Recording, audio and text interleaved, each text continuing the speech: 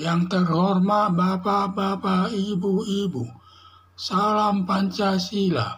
Bapak-bapak, Ibu-Ibu yang melihat video saya ini, tolong jangan lupa subscribe, like, dan di-share. Sifatnya gratis. Pada hari Minggu tanggal 8 Oktober tahun 2023, saya akan mengomentari dugaan Mahfud MD menyatakan Syahrul Yassin Limpo sudah tersangka ke publik. Setelah KPK menetapkan Syahrul Yassin Limpo sebagai tersangka berdasarkan laporan masyarakat. KPK setelah menetapkan Syahrul Yassin Limpo sebagai tersangka ternyata tidak disampaikan ke publik atau tidak ada press release-nya sehingga masyarakat tidak tahu.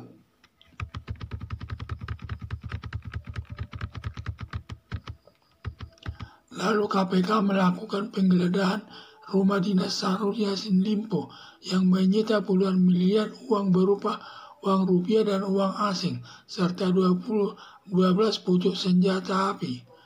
Mahfud MD heran belum ditetapkan Syahrul Yassin Limpo sebagai tersangka, tetapi KPK telah menggeledah rumah dinas Syahrul Yassin Limpo. Karena untuk menggeledah rumah Syahrul Yassin Limpo harus ditetapkan dulu Syahrul Yassin Limpo sebagai tersangka. Atas kecurigaan Mahfud MD kepada KPK di luar sepengetahuan Firly Bahuri, Mahfud MD menanyakan kepada pegawai KPK, mungkin yang ditanya bidang penyidik atau bidang penyidik KPK, apa penggeledahan rumah dinas Syahrul Yassin Limpo sudah ditetapkan sebagai tersangka. Lalu orang KPK menjawab bahwa KPK telah menetapkan Syahrul Yassin Limpo sebagai tersangka. Atas informasi tersebut, Mahfud MD menyatakan ke publik bahwa KPK telah menetapkan Syahrul Yassin Limpo sebagai tersangka. Atas pernyataan Mahfud MD ke publik bahwa Syahrul Yassin Limpo sudah ditetapkan sebagai tersangka oleh KPK, ada yang menilai kurang baik karena bukan kewenangannya Mahfud MD mengumumkannya ke publik, itu kewenangan KPK. Tetapi kalau penulis Mahfud MD menyatakan bahwa KPK telah menetapkan Syahrul Yassin Limpo sebagai tersangka ke publik, cukup baik untuk membongkar aparat penegak hukum mencari uang haram lewat jabatannya. Terlebih KPK, polisi, kejaksaan agung, pengadilan di bawah koordinasi Mahfud MD selaku Menteri Polkam.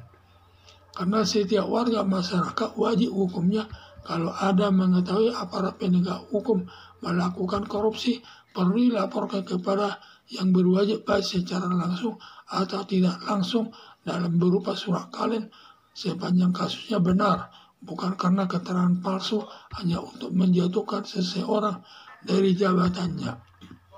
Sedangkan cara Mahfud MD melempar masalah ke publik tergantung aparat penegak hukum yang berwenang menanggapinya atau tidak. Ternyata polisi dengan sikap langsung menanganinya dan langsung menetapkan Firly Bahuri selaku ketua KPK sebagai tersangka. Harapan saya, tindakan Mahfud MD perlu ditiru agar setiap aparat negara setelah ditetapkan sebagai tersangka langsung disampaikan ke publik agar masyarakat dapat mengikuti penyelesaian masalahnya di dua aparat penegak hukum yang berada di bawah koordinasi Mahfud MD. Ke depan tidak ada lagi yang berani membohongi Mahfud MD.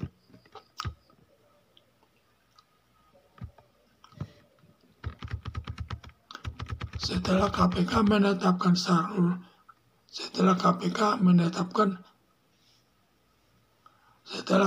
menetapkan Firly Bahuri sebagai tersangka berdasarkan laporan masyarakat, KPK setelah menetapkan Syahrul Yassin Limpo sebagai tersangka ternyata tidak disampaikan kepada publik, tidak disampaikan KPK kepada publik atau press release.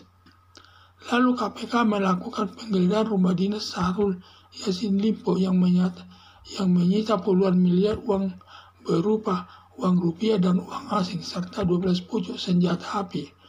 Mahfud MD heran belum ditetapkan Syahrul Yassin Limpo sebagai tersangka, tetapi KPK telah menggeledah rumah dinas Syahrul Yassin Limpo.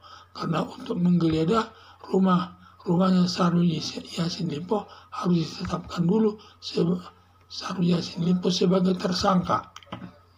Atas kecurigaan Mahfud MD kepada KPK di luar sepengetahuan Firly Bahuri, Mahfud MD menanyakan kepada pegawai KPK mungkin yang ditanya bidang penyelidik atau penyidik KPK, apa penggeledahan rumah dinas Syahrul Yassin Limpo sudah ditetapkan tersangka.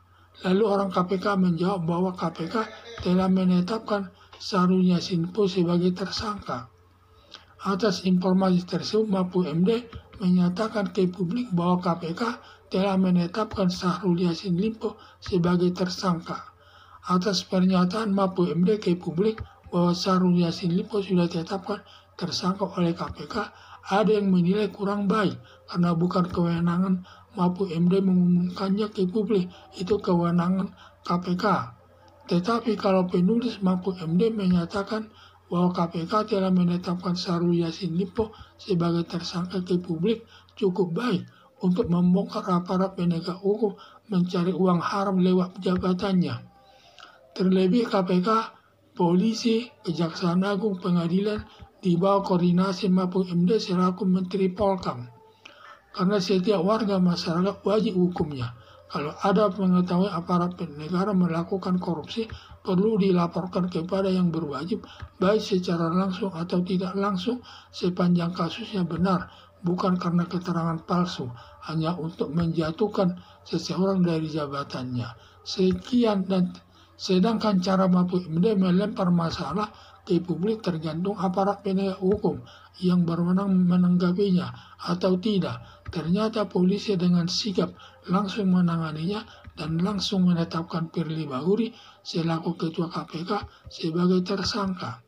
Harapan saya tindakan Mahfud MD perlu ditiru agar setiap aparat negara setelah ditetapkan sebagai tersangka disampaikan ke publik agar masyarakat dapat mengikuti penyelesaian masalahnya. Diduga aparat penegak hukum yang berada di bawah koordinasi Mahfud MD ke depan tidak ada lagi yang berani membohongi Mahfud MD. Sekian dan terima kasih.